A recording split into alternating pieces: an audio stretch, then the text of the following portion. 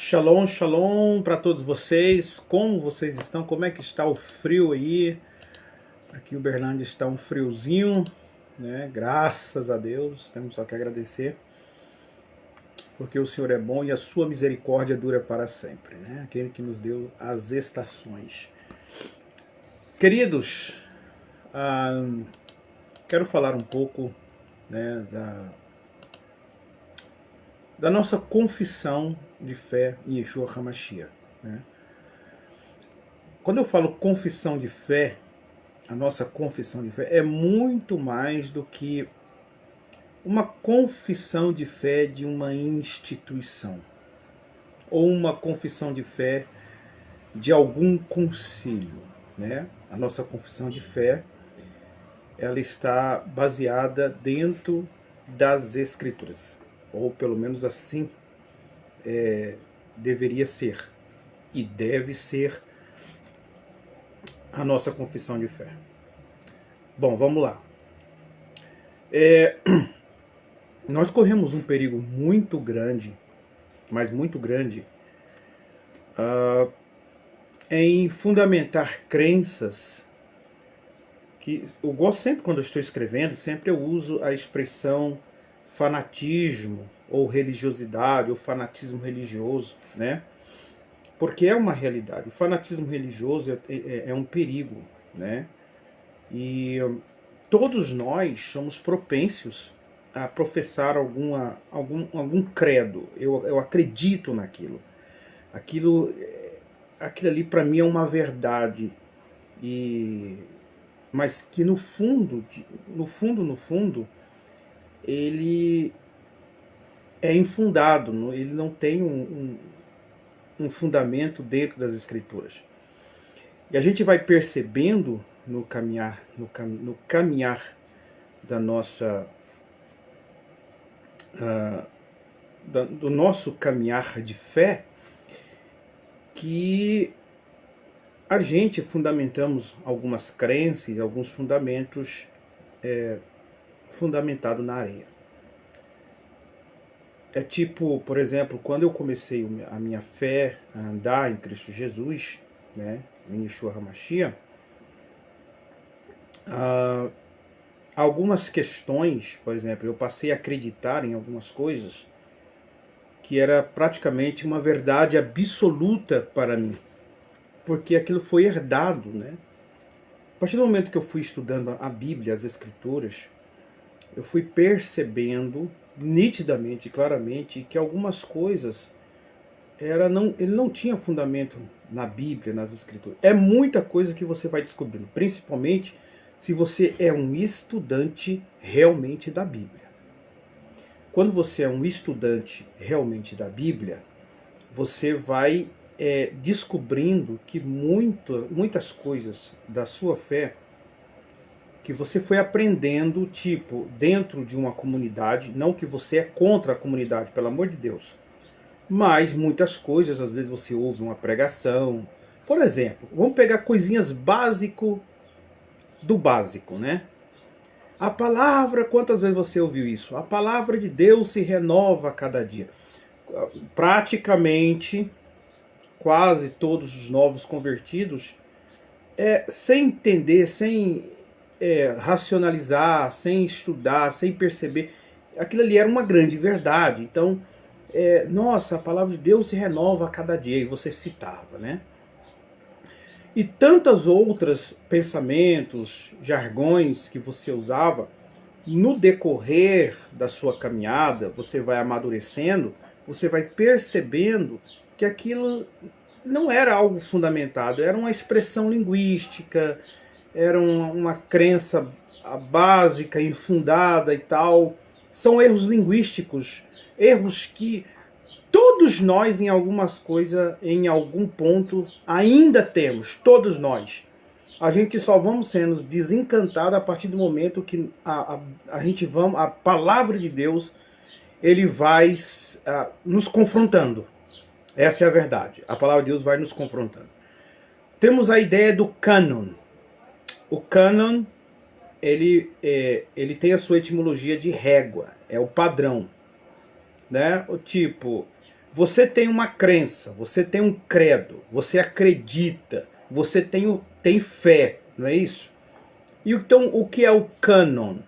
Cânon ele vai medir se aquilo que você acredita realmente está nessa medida. Você está entendendo? E qual é essa medida? As escrituras, tá?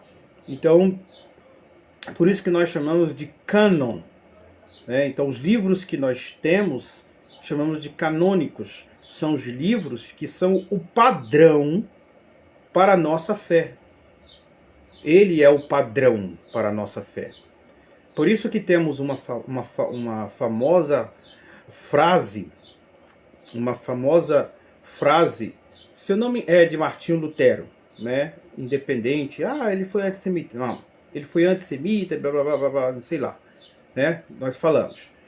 Mas ele tinha uma confissão que realmente é de se pensar. Ele diz: somente as escrituras, né? Sola Scriptura, em latim. Sola Scriptura, somente as escrituras. O que quer dizer com isso? Para você entender o que ele quis dizer, no tempo dele, você sabe que como se originou o início da reforma, o que predominava era a Igreja Católica, e a Igreja Católica não permitia o povo ter a Bíblia. Ou seja, um cidadão comum não podia ter a Bíblia. É por isso que dentro das nomenclatura histórica é chamado a Idade das Trevas, né? Por quê? Simplesmente porque quando a religião ela predominou, dominando numa esfera política, dentro de uma esfera política, né? Porque as pessoas, para quem lê história, está nos filmes, né? Nos filmes que tem muita base histórica, você lê os Vikings, né? E assim por diante, vocês assistem os Vikings, ali tem fundamentos históricos, né?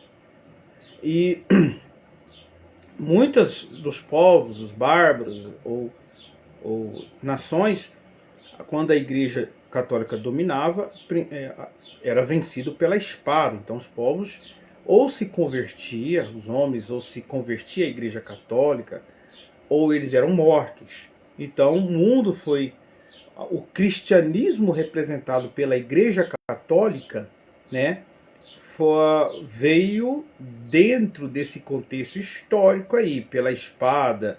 Os índios eram, principalmente aqui no Brasil, foram obrigados a se converterem e tal, beleza. Aí começou o cristianismo com o poder político, né? Porque o cristianismo era casado de uma forma profunda com o que? A política, né? Então usava o poder do exército, a política e assim por diante para dominar os povos. Então não era algo... A questão do cristianismo representado pela Igreja Católica não era uma coisa de um missionário que ia ali e pregava o evangelho, e aquelas pessoas de bom coração, ouvindo o evangelho de Deus, se convertia livremente. Não, nós temos uma triste história de opressão, né? As pessoas eram obrigadas a se converterem, porque senão eram assassinadas. É a triste história que nós temos. Nesse tempo, começando na Idade Média, os povos não podiam, os homens não podiam ter a Bíblia na mão. Quem podia ter a Bíblia era somente a igreja, os padres da Igreja Católica, e a leitura que eles faziam era em latim. E algumas partes que interessavam para o povo, eles faziam pequenas traduções. Então por isso que hoje, esqueci o nome daquele, quando você vai na Igreja Católica, eu ia muito quando era moleque, você recebe lá um folhetinho, né, para você acompanhar ali a liturgia do culto, né, folhetinho. Então ali eles faziam uma traduçãozinha para que os povos, para aquilo que lhe convém, para que o povo pudesse ter algum acesso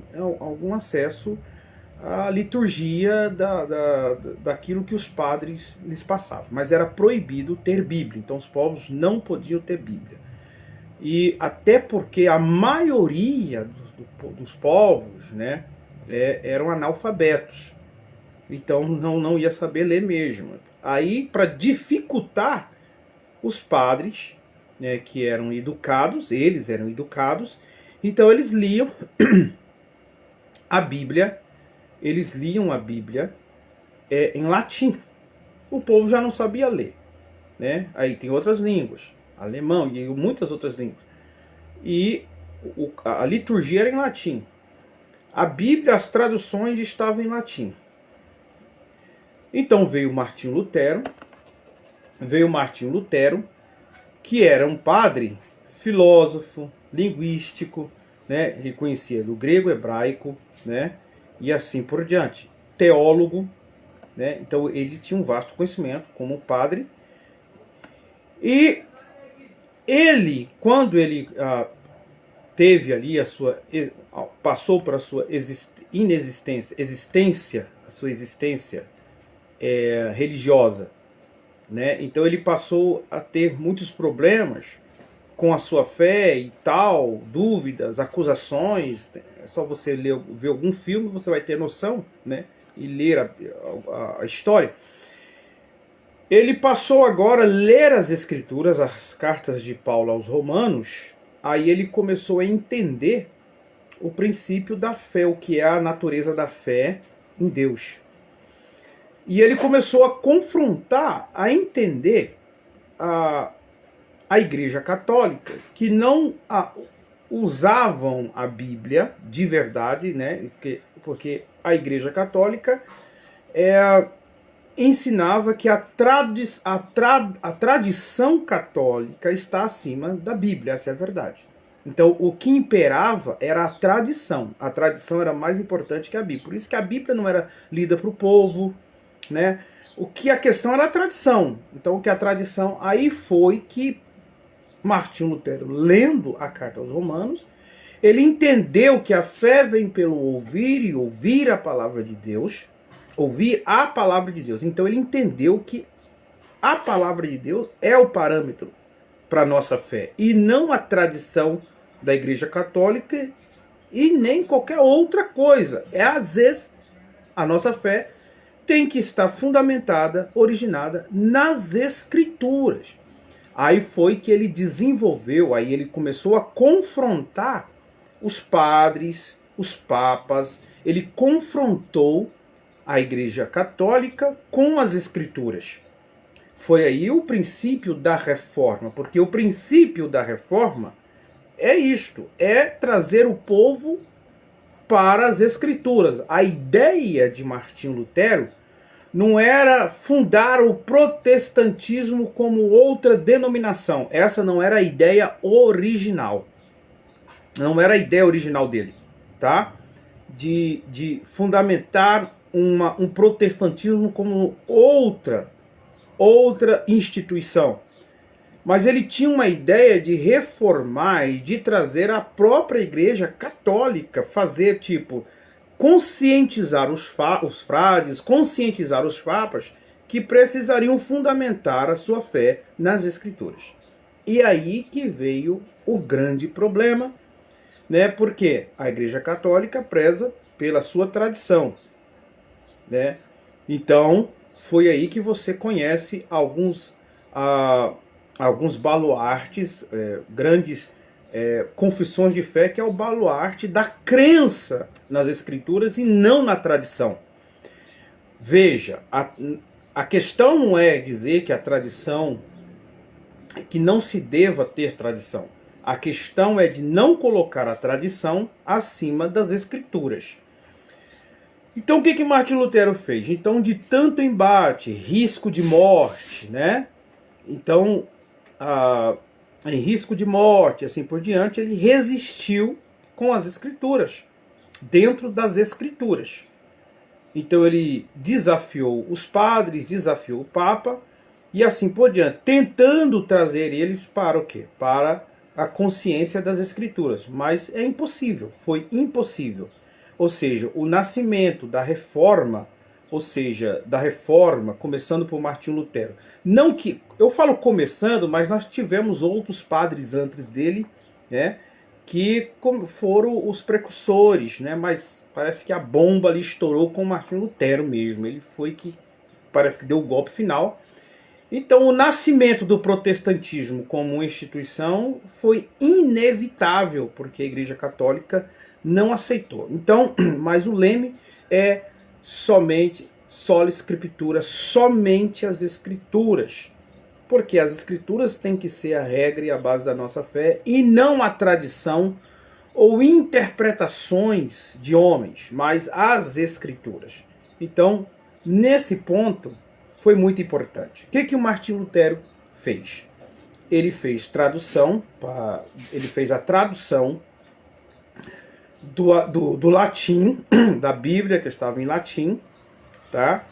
Para o alemão, eu acho que era o idioma, né? O alemão, para que os alfabetizados, né, pudessem ler.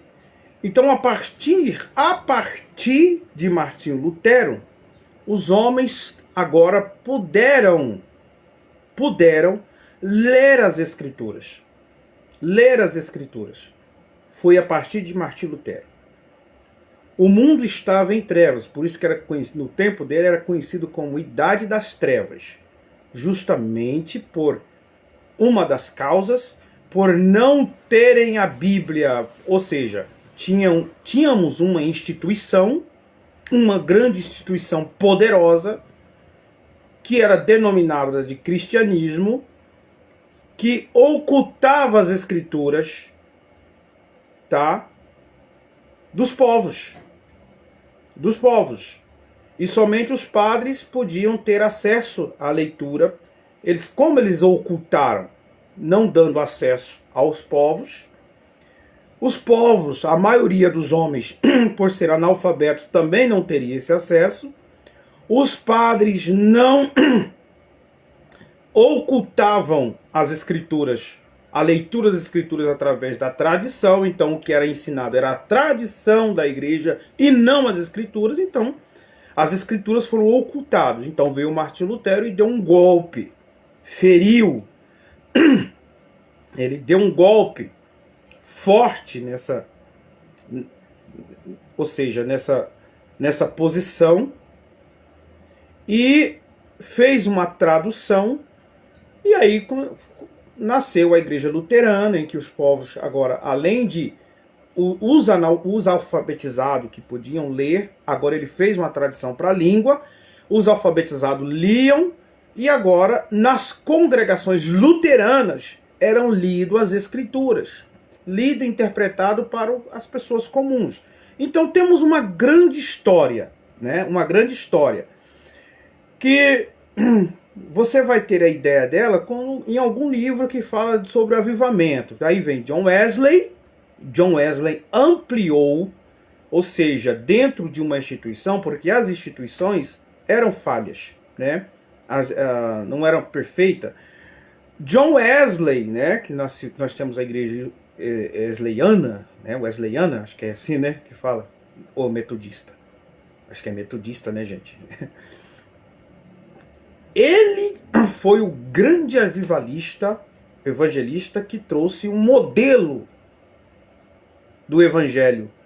Tipo, antes dele, não era muito pregado o evangelho aos camponeses, aos pobres, aquelas pessoas lá viciados, né?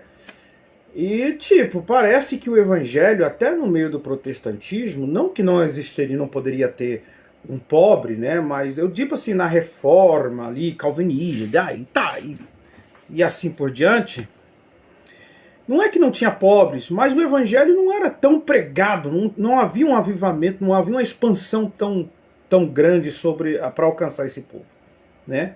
Parecia que era mais da classe intelectual. Quando vem o John Wesley, na história do desenvolvimento da igreja, aí John Wesley abriu o campo, né? Tipo, a história vai dizer que alguns vão dizer que foi o Charles Finney que fundamentou a ideia de aceitar Jesus, né? Quem quer aceitar Jesus? Porque não havia essa pregação de aceitar Jesus, até porque o calvinismo, entendendo que aqueles que são do eterno, aqueles que são de Deus, aqueles que são predestinados, vão se chegar a Deus. Então não tinha muito esse negócio de quem quer aceitar Jesus, né? Mas Charles Finney, eu não entrei ainda na história direitinho, mas eu quero deixar isso para o seu trabalho, se foi Charles Finney ou John Wesley. Eu li um livro que diz que foi John Wesley, tá? John Wesley.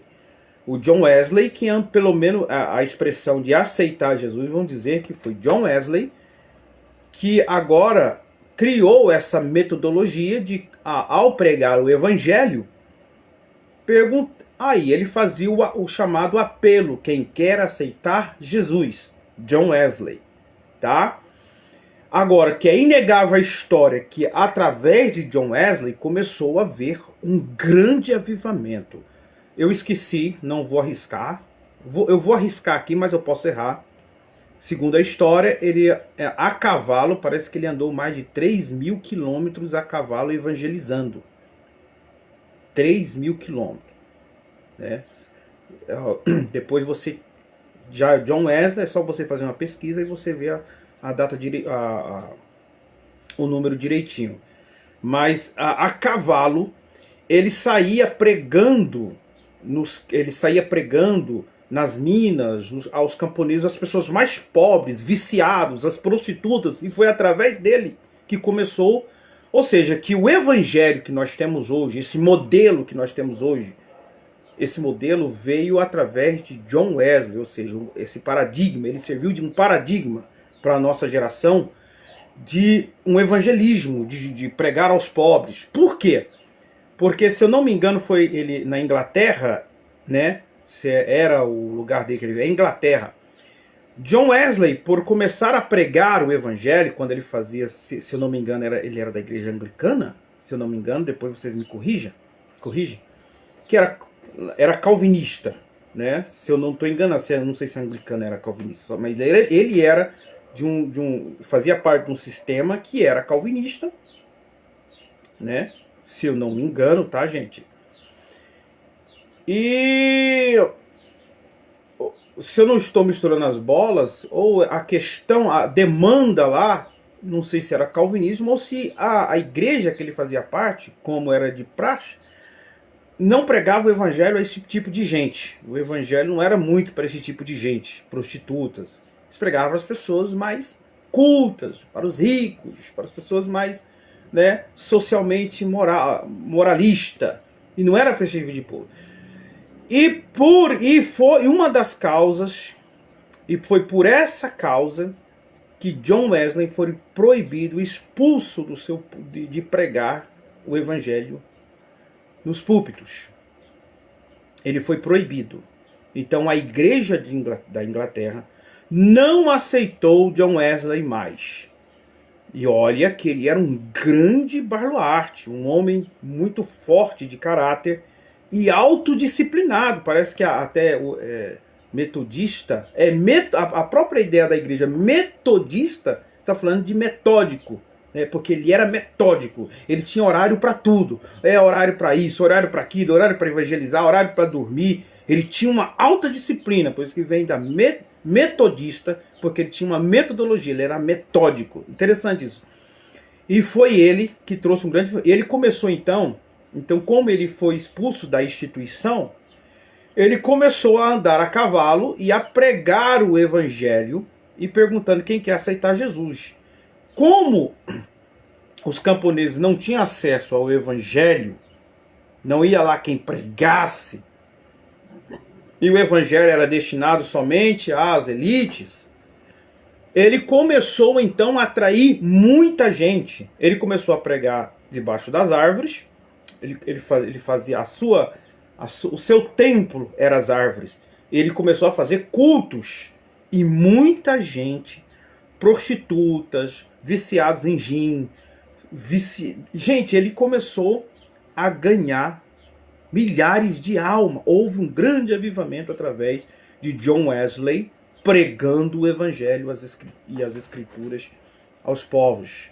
E a metodologia dele foi tão poderosa, o seu exemplo, que hoje o exemplo que nós temos, aquele exemplo de evangelização tal, não que ele inventou, é como se ele resgatou. Ele resgatou a origem, ou seja, esse ministério apostólico, né? Porque o tempo passa, os povos vão distorcendo o evangelho, né? De origem. É por isso que sempre falamos assim, até hoje nós falamos assim, ó, precisamos voltar à origem do evangelho. Nós precisamos, a Bíblia está aí, tá? A Bíblia está aí. E as escrituras, ela confronta as instituições.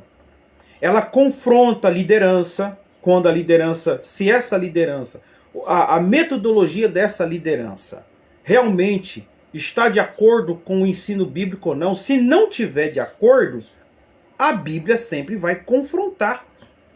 Nós mesmos, a nossa ideia de evangelho, a nossa posição de evangelho, a nossa maneira de pregar, de viver o evangelho, as escrituras, ela vai confrontar. E por isso que nós falamos, precisamos voltar. Os reformadores falam reforma, né? Eu prefiro falar já que nós um dia recebemos o Espírito Santo, se é que recebemos o Espírito Santo, o poder do evangelho, os anos vai passando, nós vamos relaxando e pegando os outros caminhos, vamos se tornando religiosos. Nós vamos nos enquadrando a doutrinas de homens, a pensamentos de homens, a teologias de homens. Olha que eu não estou falando mal de teologia. Eu estou falando que teologia de homens, simplesmente ideias de homens. Não que a teologia é ideias de homens, simplesmente. Mas eu estou falando de teologia que coloca você como uma múmia.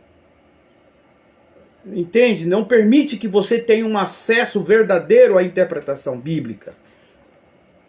Aí vem a ideia, os reformados falam reforma, nós precisamos de reforma, né? Eu usaria, nós precisamos de uma restauração, voltar à doutrina dos apóstolos, voltarmos ao ensinamento dos apóstolos, não só numa questão teológica, mas prática, de evangelizar, de amar o próximo. Tudo isso não é só uma questão de ficar sentando numa cadeira e ouvir uma mensagem expositiva, um seminário, abarrotando-nos de conhecimento teológico, filosófico, sem uma prática, sem o poder do evangelho verdadeiramente operando dentro de nós. É isso que eu estou dizendo. Sermos restaurados, é isso que precisamos. Então as igrejas precisam ser restauradas. E como eu falo igrejas, então, como dentro das instituições tem a igreja, e como eu e você também somos chamados de igreja, nós precisamos de uma restauração, nos voltando ao verdadeiro evangelho. Precisamos voltar ao verdadeiro evangelho. O que o evangelho nos ensina? O que o evangelho opera em nós? E como isso vai acontecer? Isso só vai acontecer quando nos voltarmos aos originais das escrituras. Quando eu estou falando originais aqui, eu não estou falando questão de grego hebraico, não é isso. Eu estou falando voltarmos a compreendê-la e essa Bíblia, essas escrituras, confrontar as nossas crenças, né? Confrontar as nossas crenças. Aí sim. E quando esse confronto às nossas crenças vem diretamente do Espírito Santo, manejando a palavra de Deus em nossos corações, é aí que nós vamos sendo lapidados, restaurados ao Evangelho. Mas como isso pode acontecer? Para alguns, praticamente está sendo impossível. Por quê? Porque, primeiro, já abandonaram a canonicidade bíblica. Se eu não tenho as escrituras como autoridade sobre a minha vida, é impossível eu ser restaurado. É impossível, porque as escrituras para mim já não têm valor. O importante é o que eu creio no judaísmo.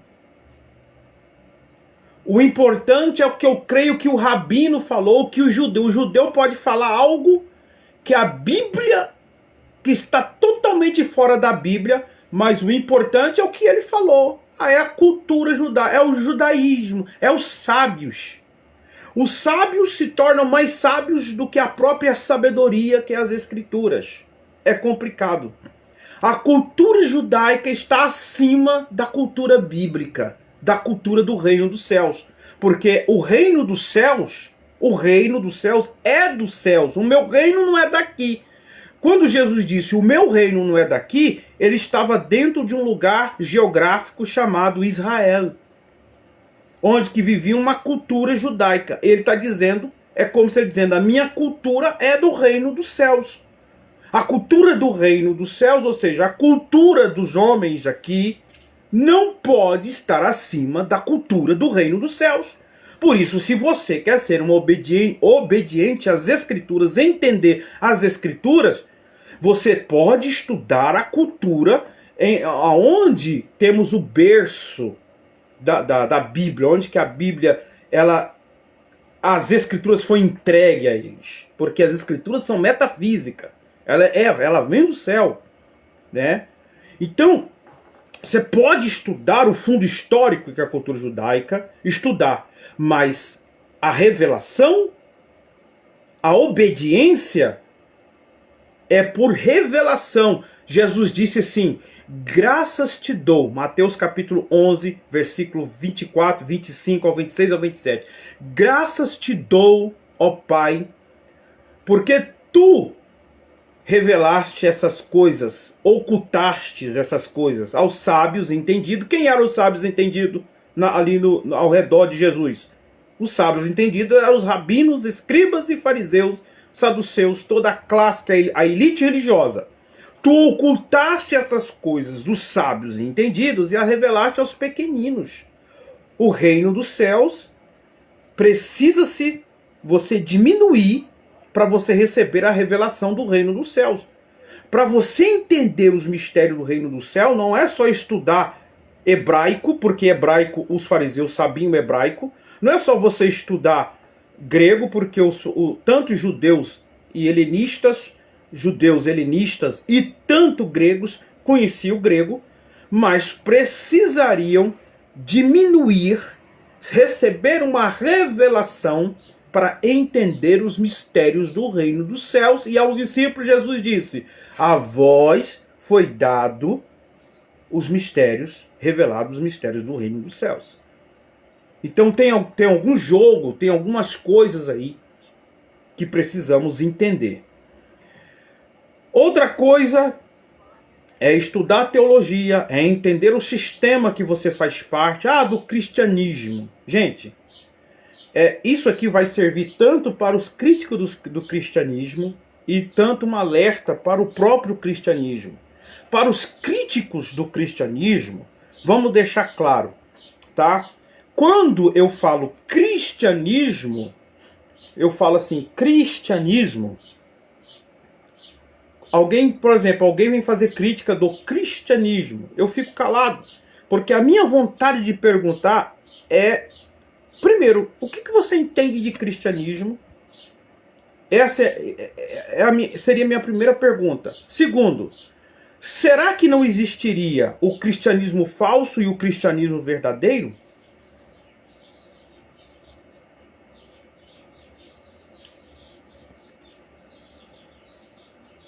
Como assim cristianismo falso e o cristianismo verdadeiro? Olha, o cristianismo falso são denominações, pode ser históricas, denominações que pegaram o cristianismo de origem, que cristianismo essa palavra cristão é um grego, eu poderia falar messiânico, é uma questão de linguística só. São os primeiros gentios seguidores de Jesus. Cristiano em Antioquia. Por que foi chamado de cristão ali em Antioquia? Porque ali havia ali começou a haver uma grande colheita de gentios que não eram judeus, que passaram a crer em Jesus. Ali se tornou uma grande e poderosa base missionária. Barnabé foi tão grande a glória de Cristo ali, do Mashiach ali, resgatando os gentios, que foi o Shaul, Rachalia foi para lá, muitos apóstolos foram lá testemunhar o que estava acontecendo. E dali, em Antioquia, que era um lugar totalmente estratégico, dali começou a propagação do evangelho. Por isso nós temos cartas aos Efésios, aos Gálatas. Começou o evangelho a se espalhar de uma maneira gloriosa aos gentios do Império Antigo. Então por isso que o texto fala, ali, naquele local, começou-se então, naquele momento, pela primeira vez, ser chamado de quê? Cristãos, ou seja, seguidores de Cristo. Seguidores do Mashiach. Então, dali começou o quê?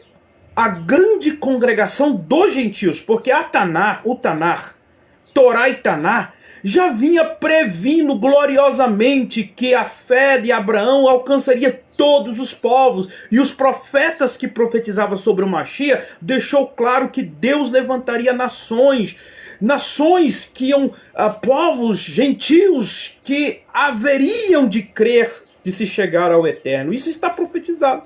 Aí quando o Novo Testamento narra tudo isso, as pessoas judaizantes, sem conhecimento bíblico, começam a duvidar do que o Novo Testamento está falando, mas isto é para se cumprir as profecias do Torá e Tanar.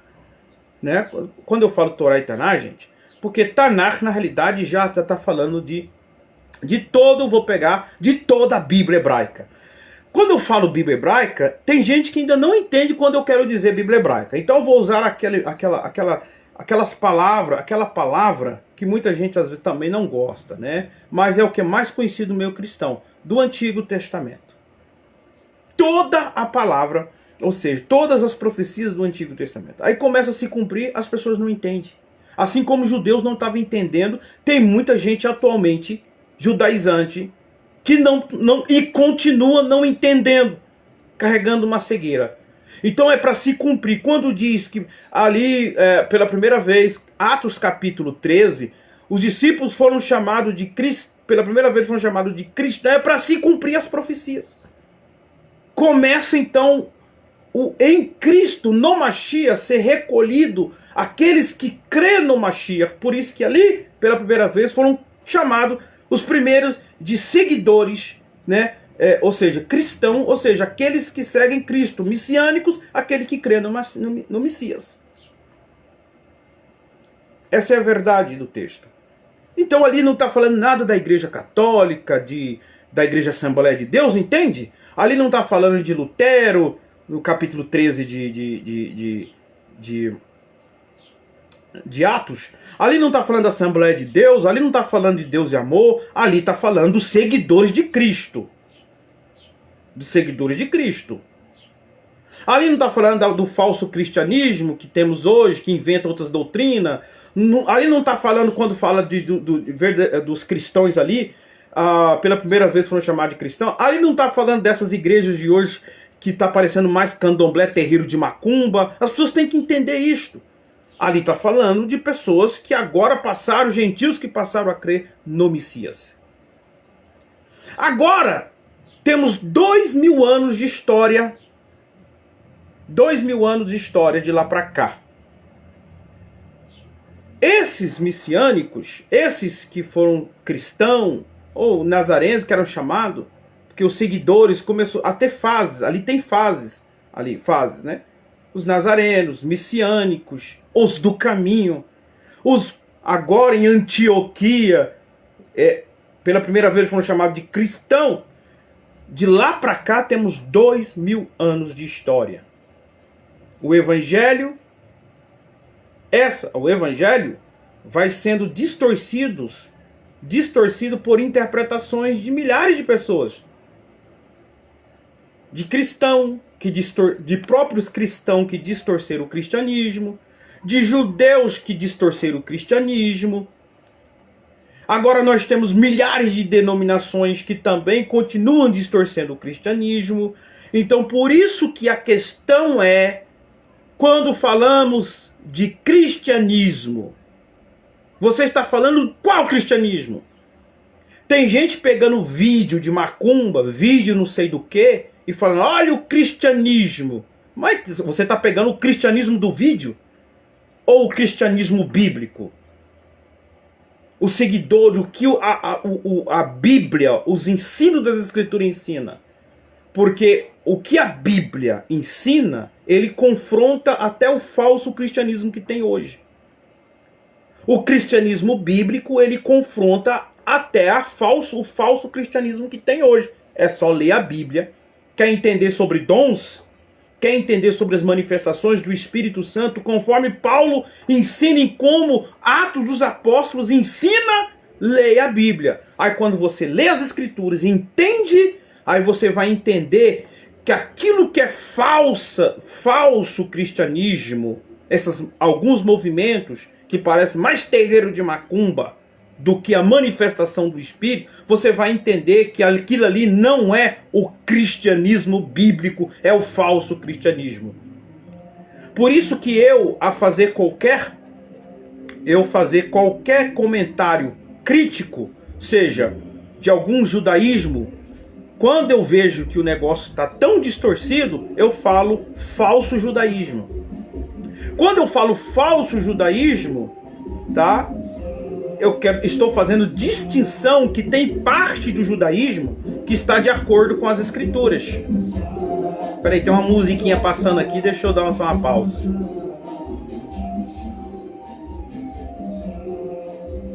Tá sumindo. Então, para fazer distinção, que existe parte do judaísmo que está todo, principalmente o judaísmo. Nós temos um livro aqui, eu tenho esse livro que chama Na Sombra do Templo. Se você ler, principalmente aqueles que já têm um bom costume com linguagem judaica, precisa ter um bom costume com linguagem judaica, você lê, ele já vai fazer uma distinção dentro dos seus comentários que há um abismo muito grande do judaísmo no tempo do Messias, de Jesus, e até antes de Jesus, do judaísmo de hoje. O judaísmo que você tem hoje, que você pensa que realmente é o judaísmo lá do tempo de Jesus, não é o mesmo judaísmo. Nós temos o judaísmo moderno, modernizou. Existem conceitos conceitos de interpretação e pensamento que se chama de judaísmo hoje, que nem existia no tempo de Jesus. No tempo de Jesus não existia a expressão alma judaica. Isso foi algo inventado. Parece inofensível. Quando você está usando essa expressão, parece inofensível. Mas essa expressão, no contexto da história, nesses 2000 anos, na Idade Média, esse negócio de alma judaica já está relacionado com um tipo de racismo. O judaísmo, temos judeus que acham que a matéria deles, o espírito deles, a alma deles são feitos de outra matéria. Deixa só fechar essa porta.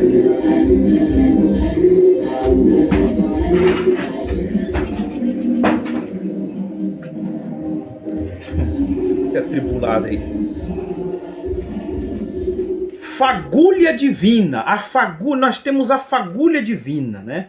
E são muitas expressões que nós temos que muitos não têm ideia de onde saiu, qual era dentro do contexto da época, porque existe muito racismo, muita superioridade, coisa inventada pelos homens.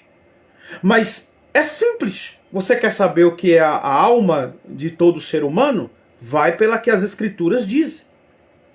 Todos os humanos foram feitos da mesma matéria e veio do mesmo Deus. Não existe nenhum espírito que tenha um DNA diferente, sobrenatural, escolhido, diferente. Não existe alma inferior no sentido, né, de matéria. Tudo isso é invenção humana. Então nós temos muitas expressões e jargões no cristianismo e no judaísmo que são inventados pelos homens para satisfazer o seu ego, o seu racismo, muita coisa que nasceu na idade, principalmente na Idade Média. Entende? Na Idade Média. Então assim, é necessário de ter muito cuidado. Como é que eu vou confrontar essas coisas? Lê a Bíblia. Na esfera de pecado, vê lá o que Paulo diz. Deus encerrou todos debaixo do pecado. Todos são pecador.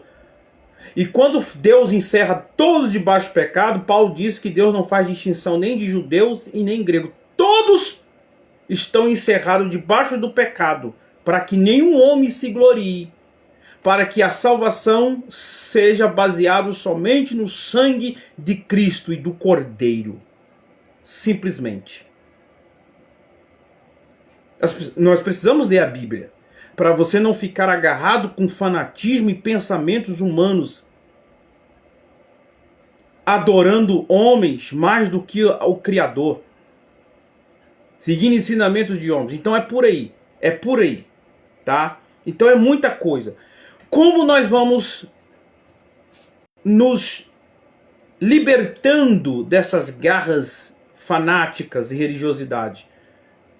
É só você entender que é somente as Escrituras. Só a Escritura. É você entender sobre o cânon, que a autoridade é as Escrituras. E que as Escrituras está acima do rabino. Então você que é voltado para o judaísmo, o rabino falou algo muito bonito.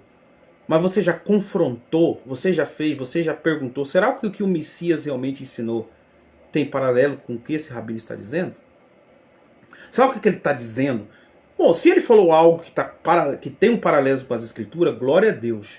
Mas sempre as Escrituras é o nosso cano, é a nossa régua, é a nossa régua, é o nosso princípio de fé. É ele que assina embaixo. Se o que o fulano falou, qualquer outro falou, que a cultura falou, não está segundo a Bíblia, meu irmão, já era. É as Escrituras, é a palavra de Deus. Isso aí é para você não se perder na religiosidade. Entende? O cristianismo também. O cristianismo. Não adianta pegar milhares de vídeos do cristianismo. Nós estamos vivendo em época de apostasia. De apostasia. O próprio Paulo, dentro da esfera do cristianismo, ele disse que haveria lobos no meio de vós. A doutrina ia ser distorcida, então não tem como eu ficar pegando exemplo que acontece nos sistemas aí, para descaracterizar verdadeiramente o cristianismo, que querem ter a base bíblica. Nós temos o cristianismo bíblico. E temos o cristianismo distorcido. Então não é algo simples que você está pensando. Beleza, gente? Então, como é muita coisa para nós trabalharmos e raciocinarmos, aqui já ficou grande demais esse vídeo, eu vou deixar isso para um próximo vídeo para nossa reflexão. É uma reflexão. Para nossa reflexão, pelo amor de Deus. Vamos abrir a mente, parar de fanatismo religioso, confessando ainda que todos nós ainda temos alguma coisa que nós pensamos que é verdade absoluta, mas que se você começar a estudar às vezes a Bíblia, toda a Bíblia, todas as Escrituras, você vai começar a ser desencantado com alguns pensamentos. Que o Eterno vos abençoe em nome de Yeshua HaMashiach. Fui.